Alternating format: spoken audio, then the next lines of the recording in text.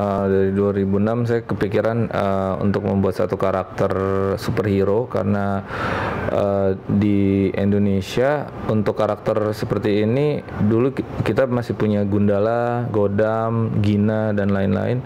Untuk yang sekarang nggak ada tokoh pahlawan super gitu. Jadi aku pengen buat untuk mengisi kekosongan ini aja sih. Waktu Andi mulai membuat karakter Hebring ini, dia membuatnya panjang, lengkap ya, gimana ya, sesuai dengan imajinasinya Andi. Tapi pada saat itu kenyataannya adalah kita memulai studio ini cuma dengan 3 orang, yaitu saya, Andi, dan ada satu lagi Muhammad Fardiansyah atau Fafan biasa disebutnya.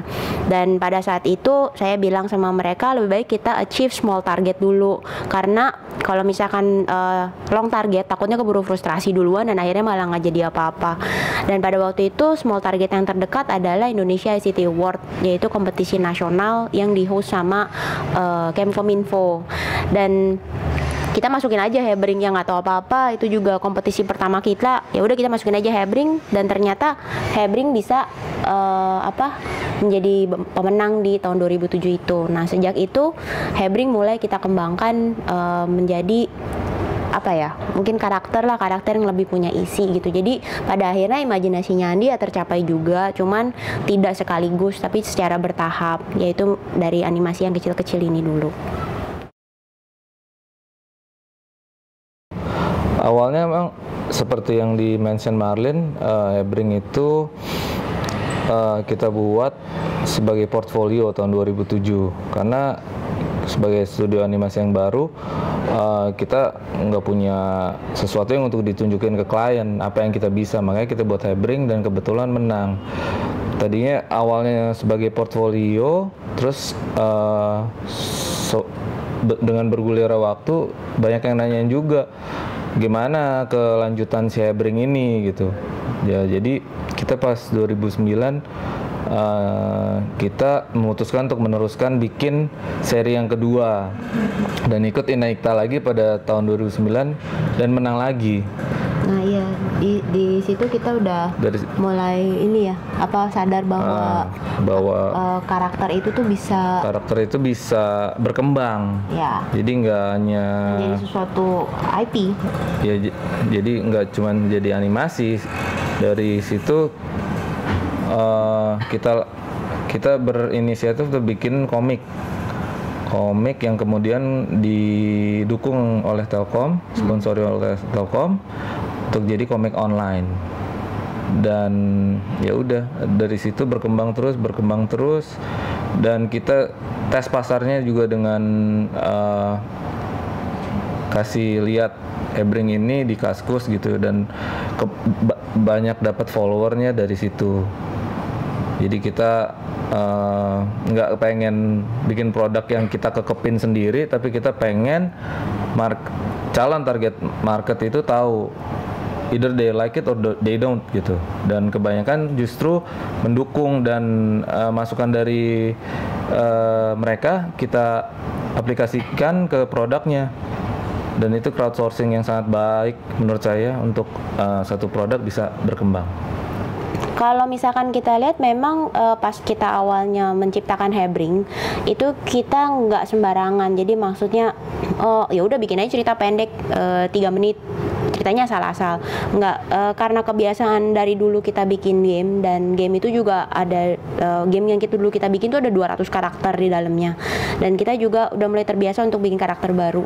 Dan pada saat Hebring ini, untuk supaya kelihatan di animasinya itu bagus dan kuat, maksudnya konsistensinya, terus kemudian juga ya yang pasti sih konsistensi cerita, dan kemudian juga supaya bisa engage lebih gampang dengan si maksudnya yang melihatnya gitu ya, untuk penontonnya, kita bikin dulu storyline di belakangnya. Jadi yang tadi Andi itu berperan sebagai kreator, dia berimajinasi bahwa Hebring itu asalnya dari Tasikmalaya, terus kemudian ini bajunya super, dia nggak sengaja nemuin bajunya tapi manual bajunya hilang dan lain-lain. Nah itu tuh nggak apa-apa, kita tampung dulu semua, kita dokumentasikan, dan kemudian itu yang kita jadikan bahan sebagai apa sih yang akan dilakukan Hebring kalau misalkan kita kasih situasi tertentu. Jadi itu ada, kita sebutnya itu karakter Bible, dan itu menjadi patokan kita untuk konsistensinya karakter si Hebring ini.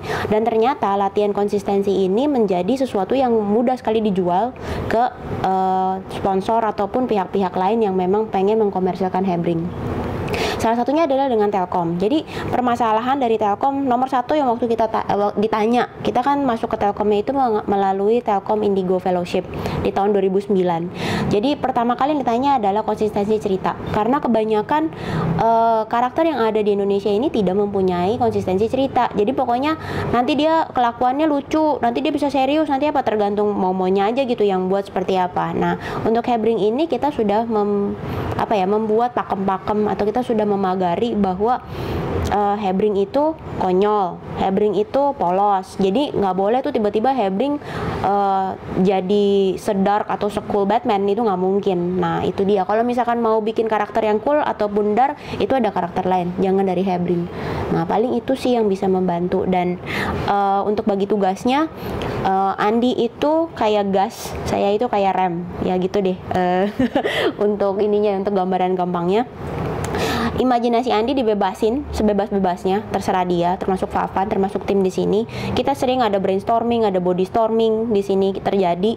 Pokoknya Hebring gerakannya gini. Tapi pada saat nanti dia menjadi produk, kita akan terikat dengan budget, kita terikat dengan target, dan kita biasanya terikat dengan timing. Nah, tiga hal ini yang akhirnya akan memangkas semua, bukan memangkas imajinasi ya, tapi mengkerucutkan imajinasi dari tim kita supaya itu menjadi satu produk yang konsisten, kuat, dan tetap engagementnya terjaga gitu dengan penonton. Awalnya Hebring memang muncul dalam bentuk di animasi 3 dimensi, dan memang dari pertama warnanya udah biru merah. Waktu itu pertimbangan kita simple banget aja, karena kita berusaha membangun engagement sebesar mungkin dengan penonton, dan kita waktu itu target penontonnya memang anak-anak. Jadi kita biru merah itu kita pilih karena warnanya primer, biru merah kuning, ada putih sedikit ya. Nah terus kemudian Andi waktu itu juga pernah bukan mention ya, waktu awalnya saya nanya, ya kalau warna primer kenapa nggak biru sama merahnya dibalik gitu kan, banyakan merah juga nggak apa-apa, birunya yang lebih sedikit. Terus Andi bilang nggak bisa, karena Hebring kita bentuk dia adalah orang Sunda, terus kemudian orangnya tuh yang adem, kalem gitu, sedangkan kalau misalkan merah itu sangat lebih arah tuh orangnya tuh semangat, berani, dan lain-lain. Nah, Hebring itu lebih cenderung karakternya itu timid, jadi lebih malu gitu, seperti orang dari kota kecil pada umumnya lah. Nah, jadi biru kita pilih karena menggambarkan adem, kalem. Terus kemudian merah, kenapa harus ada warna merah? Karena kita juga mau membuat dia itu pada akhirnya belajar menjadi seseorang yang berani membela kebenaran. Seperti itu kan, superhero nggak berani kan, parah sekali ya gitu. Nah, jadi memang dari pertama biru merah dipertahankan, terus kemudian bentuknya Hebring yang dari kurus bisa jadi gede itu dipertahankan. Tapi dalam perjalanannya memang ada perubahan proporsi, ada beberapa kali perubahan proporsi. Yang pertama adalah dari animasi 3D yang pertama, jadi ada Hebring 1, Hebring 2 itu masih original proporsinya. Tapi kemudian di tahun 2009 kita ada komik, itu proporsinya sedikit dirubah, karena kalau misalkan di animasi tuh Hebring ototnya kelihatan banget, jadi bulat-bulat gitu, dan itu kalau misalkan suruh orang komiknya gambar bulat-bulat terus, capek kali ya, karena komik kita 140 halaman, jadi disimplify. Jadi kita bilang, kita simplify aja ya, nggak apa-apa, yang penting karakternya nggak hilang. Nah, bagusnya warna adalah dia juga membuat si karakter itu jadi kuat. Nah, disimplify kita ngambil waktu itu mendekati gambar animated ya, animated style di komik waktu itu, yang membuat proporsi awalnya namanya Afif Numbo, dan sampai sekarang pun dia terkenal sebagai salah satu pencipta karakter Hebring gitu ya. Kita sih biarin aja, karena memang Afif ini yang menciptakan karakter Hebring di komik, dan kebetulan proporsinya kita suka banget. Dan pada tahun 2011 waktu kita ketemu dengan Stellar Studios, proporsinya dirubah lagi, dan ini yang animasi yang dirubah. Kita juga sebenarnya awalnya agak takut ya. Terus kemudian warna kita tadinya pakai warna yang cerah, tapi sekarang dirubah menjadi pastel, tapi tetap merah biru. Nanti mungkin bisa ini ya, dilihat di episode-episode animasi kita berubah banget, tapi ternyata malah seperti tadi kita bilang, kita kalau membuat sesuatu yang baru pasti kita lepas ke awam, kita pengen tahu ke umum, kita pengen tahu jelek deh, bagus, kalau jelek silakan ngomong. Jadi ini ada perkembangan beberapa kali, kita adjust beberapa kali, mungkin karena Hebring itu udah 5 tahun, pastinya dalam 5 tahun ada perubahan, terus kita punya knowledge tentang karakter, terus kita punya partner itu juga mempengaruhi, dan yang pasti kita juga harus ngikutin apa yang audience atau fans kita mau gitu, maksudnya fans Hebring tuh mau. Hebring punya fanpage di Facebook dan mereka terus-terusan ngasih input dan itu kita tampung, itu yang kita jadiin bahan untuk perubahan selanjutnya.